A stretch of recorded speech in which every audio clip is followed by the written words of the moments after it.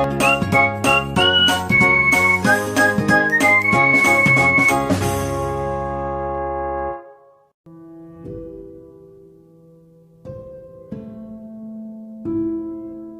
कहानी है सिकंदर और सन्यासी का। तो इस कहानी को आप लास्ट तक जरूर सुने क्योंकि यह कहानी बहुत ही मस्त है। यह उन दिनों की बात है जब सिकंदर भारत का पश्चिम उत्तर प्रदेश जीतने के बाद वहाँ का बेशुमार खजाना लेकर वापस यूनान लौटने की तैयारी में था। तभी उसे विचार आया कि भारत से इतना कुछ ले जा रहा हूँ तो क्यों न यहाँ से एक सन्यासी भी अपने साथ ले जाऊँ। आखिर भारत के सन्यासी भी कोई कम मशहूर तो है नहीं। बस तय किया तो हाथों हाथ उसने सिपाहियों को कोई एक सन्यासी पकड़ लाने का हुक्म भी दे दिया।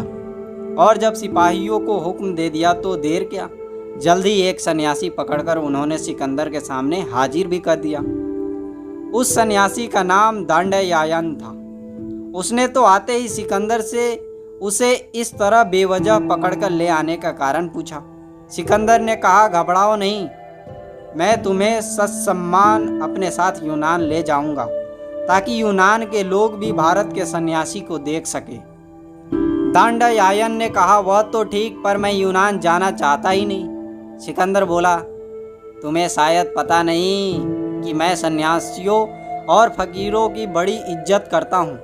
तुम्हें वहाँ न सिर्फ सम्मान मिलेगा बल्कि मैं वहाँ तुम्हारा एक शानदार आश्रम भी खुलवा दूंगा। दांडायायन बोला, हे यवनराज, मुझे लोभ देने की कोशिश मत करो। सन्यासियों को लोभ से नहीं जीता जा सकता। मैं किसी कीमत पर यूनान नहीं जाऊंगा। सन्यासी की ऐसी अकड़ देख सिकंदर हंसता हुआ बोला, सुनो, मैं पूरी धरती जीत ली, मुझे रोकने वाला कोई नहीं। सो जब मैंने तय किया है तो तुमको चलना तो पड़ेगा ही, और जब चलना ही है तो बेहतर है कि राजी खुशी चलो। दांडायायन बोला, देश जीतना या खजाना लूटना अलग बात है और एक सन्यासी को उसकी मर्जी के खिलाफ ले जा पाना अलग बात है। तुम मुझे जबरदस्ती अपने साथ नहीं ले जा सकते। सन्यासी के मुख से ऐसा सुनते ही विजय के मंद में चूर सिकंदर जोर से हंस दिया और हंसते हुए ही बोला, क्या बात करते हो, कौन रोकेगा मुझे, अभी तुम्हारी अकड़ निकाल देता हूँ। इतना कहते कहते सिकंदर ने सन्यासी को बांधकर एक रथ में बिठाने का हुक्म दे दिया। हुक्म तुरंत अमल में लाया गया और देखते ही देखते सन्यासी को रथ के अंदर बांध दिया गया। सन्यासी को बांधे जाते ही सिकंदर उसके पास पहुँच गया और पहुँचते ही थोड़ी अकड़ से पूछा, क्या अब भी तुम सोचते हो कि मैं तुम्हें नहीं ले जा सकता? दांडायायन बोला, हाँ। सिकंदर ने आश्चर्यचकित होते हुए पूछा, वह कैसे? दांडायायन बोला, तुमने मेरे शरीर को बांधा है, शरीर पर अवश्य तुम्हारा जोर है, परंतु तुम्हें मेरा शरीर चाहिए या मेरी संन्यस्त चेतना? यदि मेरी चेतना चाहिए तो वह तो मेरे नियंत्रण में है, वह यूनान जाकर खामोश हो जाएगी, फिर तुम्हारे पास रह जाएगा मेरा शरीर, तो उसका तुम करोगे क्या? सिकंदर तो सन्यासी की बात सुनते ही अवाक रह गया। उसने तुरंत माफ़ी मांगते हुए सन्यासी को आज़ाद कर दिया।